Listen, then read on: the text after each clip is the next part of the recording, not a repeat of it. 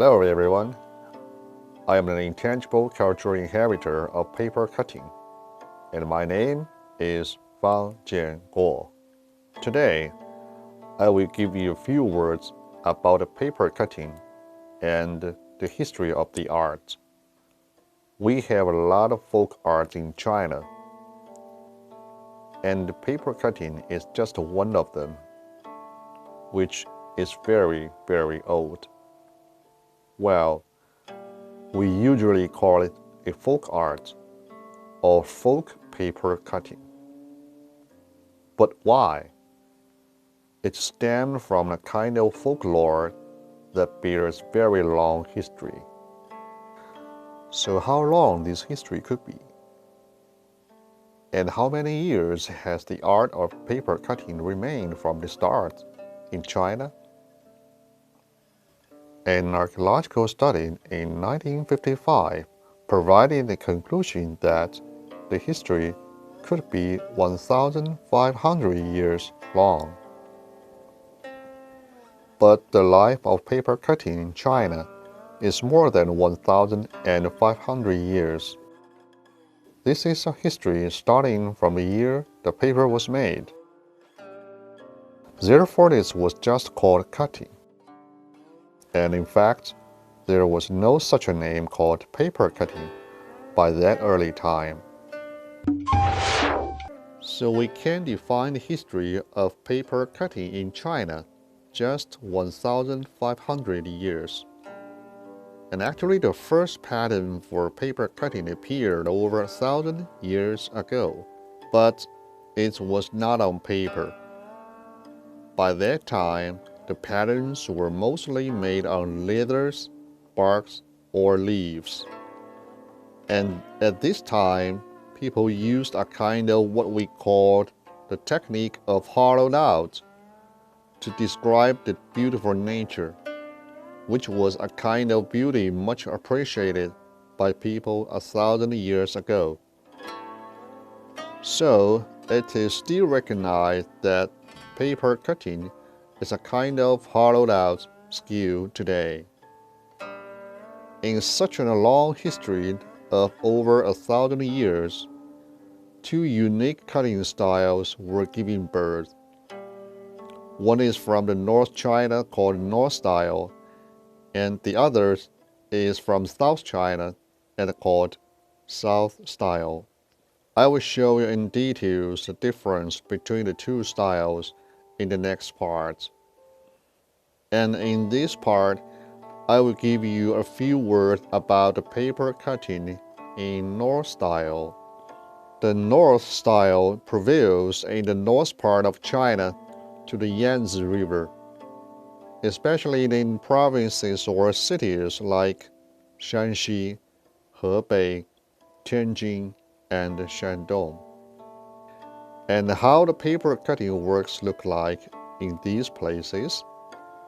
Well, they look typically quite simple and powerful, and they look rough, bold, and exaggerated in pattern and shape.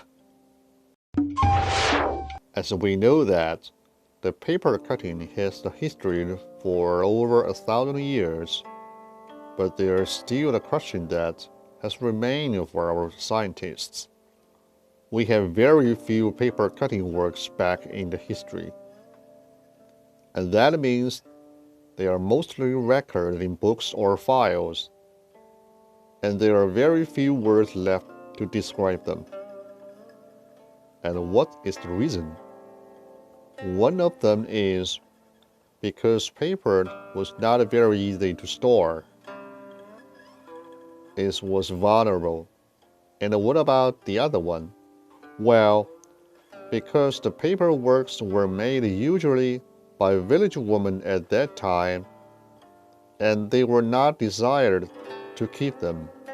For instance, a woman might just make a piece to use somewhere, and then she never cared about it. Therefore, chances are very slim that we could see the real paper cutting works from the past. But fortunately, We got some works in Dunhuang and Xinjiang, thanks for the climate that was very hot and dry to protect paper works. So archaeologists and paper scientists give the conclusion that these paper works were about 1,500 years ago, and therefore the first piece of paper cutting works in ancient time was discovered in Xinjiang in 1955. So we feel just very, very sorry that there's left very few paper cutting works in the past. But thanks to the joint efforts to collect historic statements, books, and documents by paper scientists and archaeologists, that we can see the few paper patterns down from the past. Paper cutting is an art of a long history, and it is necessary to keep well and hand it down for our next generations.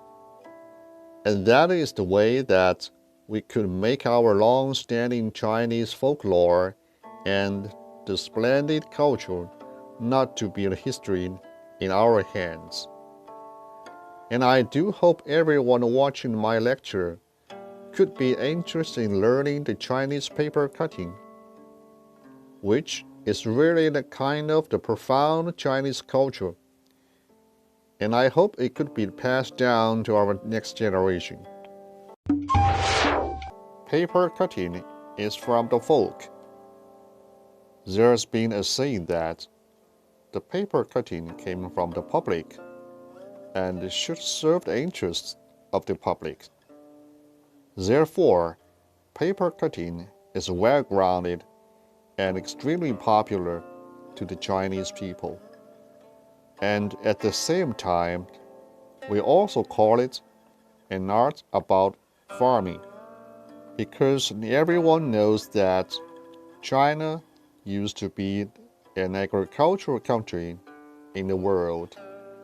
Paper cutting first appeared in rural China in a very early time, and has now become a popular skill and art for people living in big cities.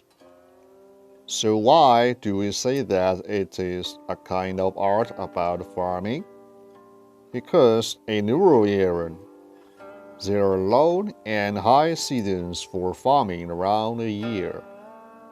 In low season, people had nothing to do with the crops and herds, and especially for women in the villages. Then they prefer to spend time cutting or painting something at home. And over a long period, there became a custom that is to say, before a girl got married, she must be good at paper cutting. So what we called paper cutting was just a kind of job, or perhaps skill, women in the past must learn. And now I'm talking about the history of the use of paper cutting works. I will first give you the fact that the earliest paper cutting works was discovered from underground. Then from here, you can see that the earliest paper cutting works were used for decoration and sacrifice, which means that there is a custom in some areas that people might give sacrifices to God for the arrival of the new year. And just like we all know that many people would like to offer sacrifices to gods like Zhao and General Yue Fei for the fortune of the next year. So paper were used to cut for this kind of purpose and were not used for festivals or celebrations we see now. The paper cutting skills and patterns in China came naturally from the folklore and local customs in practice for quite a lot of years. So we can tell from each piece of the paper works that it is a reflection of the local customs and the long-time practices where the author were living. Like this is a paper cutting work of the North style, and it is called A Baby Grabbing His Temples. This is a commonplace pattern extremely popular to people in North China. It is what we call a reflection of everything about the local practices and customs from the North, like in everything in people's life, and even the whole life of people from here, and that we can tell quite a lot from the paper. I think this is a very successful demonstration of the customs and features of folklore in North China.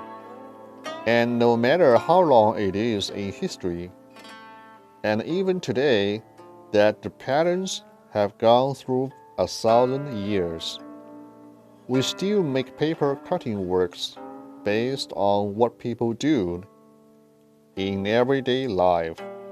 And like this, for instance, the paper is named Long Years in Cake Molds. The name is very interesting.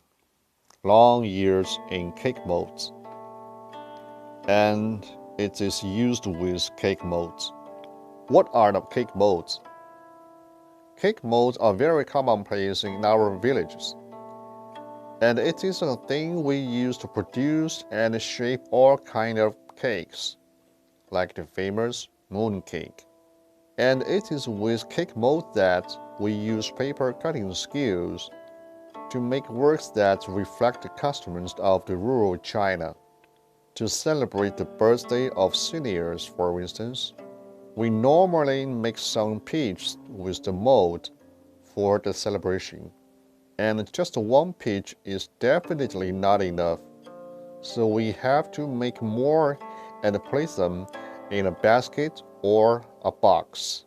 And on the basket or on the box, we will put a paper with a special pattern that we cut for the celebration. So this is a good case in which we can find the interesting customs of the place. Well, for paper cutting, you may have another question that, how can I keep the finished works? How could I do? Because it is vulnerable? Well, I should say that the modern technology has made a giant progress in this field, and which is much more advanced than the past.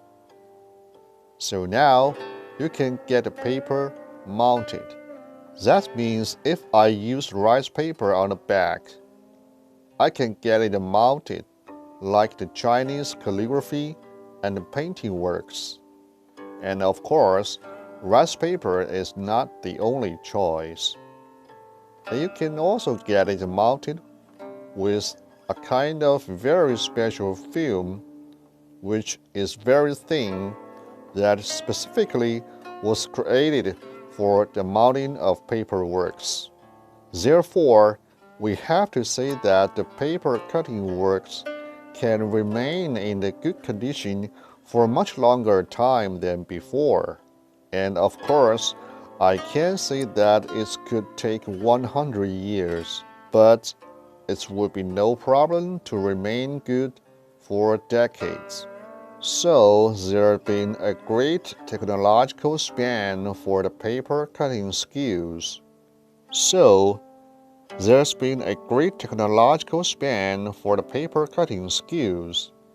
When it comes to the storage of the paper works.